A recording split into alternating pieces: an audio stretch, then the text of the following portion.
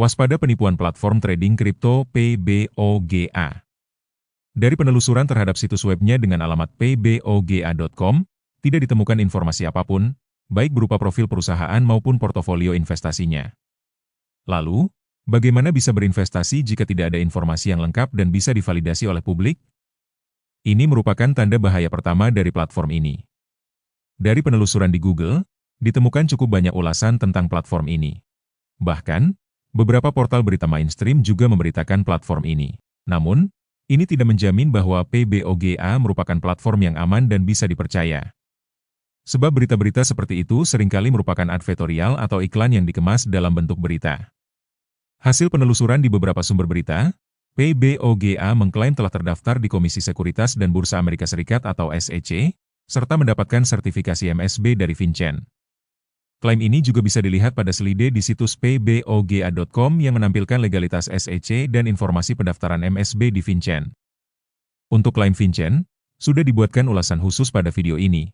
Silakan ditonton sendiri. Dari penelusuran di situs sec.gov, ditemukan entitas bernama PBOGA Crypto Data Trading Ltd. Perusahaan ini telah mengajukan formulir D pada 26 November 2024. Lalu apakah itu artinya platform ini resmi dan aman? Jika dicek pada formulir tersebut, terdapat disclaimer dari SEC yang menyatakan bahwa Komisi Sekuritas dan Bursa belum tentu meninjau informasi dalam pengajuan ini dan belum menentukan apakah informasi tersebut akurat dan lengkap. Pembaca tidak boleh berasumsi bahwa informasi tersebut akurat dan lengkap. Jika SEC memberikan disclaimer seperti itu, kenapa platform PBOGA justru mengklaim pengajuan formulir D sebagai jaminan keamanan investasinya? Modus seperti ini juga dilakukan oleh platform Porto Rupiah, BroGX, dan MLPRU. Peringatan soal penipuan dengan menggunakan klaim yang keliru terkait penggunaan formulir D sudah lama diingatkan oleh SEC. Dalam peringatan yang diterbitkan oleh Kantor Edukasi dan Advokasi Investor SEC pada 20 Maret 2014, disebutkan bahwa pengajuan formulir D tidak ada hubungannya dengan seseorang atau firma terdaftar di SEC. Anda tidak boleh mempercayai individu atau firma yang menunjukkan pengajuan formulir D sebagai bukti pendaftaran dalam kapasitas apapun di SEC. Jika individu atau firma secara keliru mengklaim bahwa mereka terdaftar di SEC, jangan bertransaksi dengan mereka, jangan memberi mereka uang, dan jangan memberikan informasi pribadi Anda kepada mereka. Ini merupakan tanda bahaya kedua dari platform PBOGA. Untuk selengkapnya silakan baca sendiri peringatan tersebut, link ada pada deskripsi video. Namun, jika kalian masih ragu, sangat disarankan untuk memverifikasikan langsung ke SEC melalui formulir pertanyaan umpan balik. Link dicantumkan pada deskripsi. Ini merupakan contoh jawaban SEC terkait pertanyaan yang saya ajukan tentang klaim legalitas platform BroGX dan MLPRU. Pada dasarnya, poin utama dari penjelasan melalui email tersebut, sama dengan peringatan yang diterbitkan oleh Kantor Edukasi dan Advokasi Investor SEC tentang klaim palsu terkait pengajuan formulir D. Selanjutnya, berdasarkan informasi pada formulir D yang diajukan kepada SEC, bisa diketahui bahwa PBOGA terdaftar di Colorado. Setiap kali mengulas tentang investasi yang terdaftar di Colorado, saya selalu sarankan untuk wajib waspada. Kenapa? Sudah diulas pada video ini, silakan ditonton. Berikut adalah ringkasan informasi pendaftaran PBOGA di situs coloradosos.gov. Jika diperhatikan, PBOGA sudah didaftarkan sejak tahun 2020 dan hingga kini statusnya adalah good standing. Lalu apakah itu artinya PBOGA merupakan perusahaan yang aman dan dapat dipercaya? Jika ditelusuri pada bagian sejarah dan dokumennya, PBOGA sebelumnya didaftarkan pada 22 Oktober 2020 dengan nama Apex Hero Inc. dan didaftarkan oleh Yo Changji. Namun perhatikan, telah terdapat 5 kali teguran terkait pengajuan laporan periodiknya hingga akhirnya statusnya ditetapkan sebagai delinquen pada 1 Maret 2023.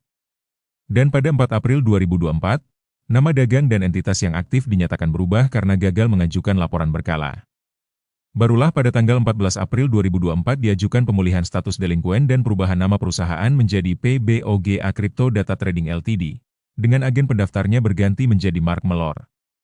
Sejak perubahan nama tersebut, PBOGA baru 1 kali mengajukan laporan berkala pada 25 Maret 2025. Dan berdasarkan informasi pada situs b2bhin.com, alamat yang digunakan PBOGA juga digunakan oleh 19 perusahaan lainnya. Dilihat dari sejarah dan dokumennya, bisa dikatakan bahwa PBOGA merupakan perusahaan yang tidak taat hukum. Ini merupakan tanda bahaya ketiga dari PBOGA. Pada ulasan tentang otoritas Amerika Serikat yang berwenang mengatur dan mengawasi kegiatan investasi di bidang sekuritas dan komoditi berjangka, sudah dipaparkan bahwa terdapat beberapa otoritas, baik milik pemerintah, maupun lembaga swasta yang bersifat sebagai organisasi pengatur mandiri yang diberikan kewenangan regulasi dan diawasi oleh otoritas pemerintah. Penjelasan selengkapnya, silakan tonton video ini. Untuk kegiatan investasi yang menawarkan sekuritas, sebuah entitas harus terdaftar di SEC sebagai otoritas pemerintah dan FINRA sebagai organisasi pengatur mandiri. Dan dari penelusuran di situs FINRA Broker Check, PBOGA tidak terdaftar.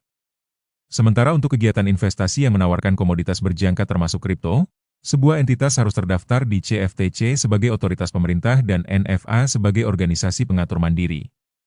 Dan berdasarkan hasil penelusuran di situs NFA Basic.net, PBOGA juga tidak terdaftar. Ini merupakan tanda bahaya yang keempat dari PBOGA. Selain itu, dari penelusuran di Facebook, terdapat dua halaman masing-masing dengan nama PBOGA dan PBOGA Indonesia. Namun anehnya, sebagai perusahaan yang terdaftar di Colorado, kedua halaman ini justru mencantumkan New York sebagai lokasinya. Pada bagian transparansi halaman, PBOGA telah dibuat sejak 19 Juli 2014, jauh sebelumnya perusahaannya sendiri ada.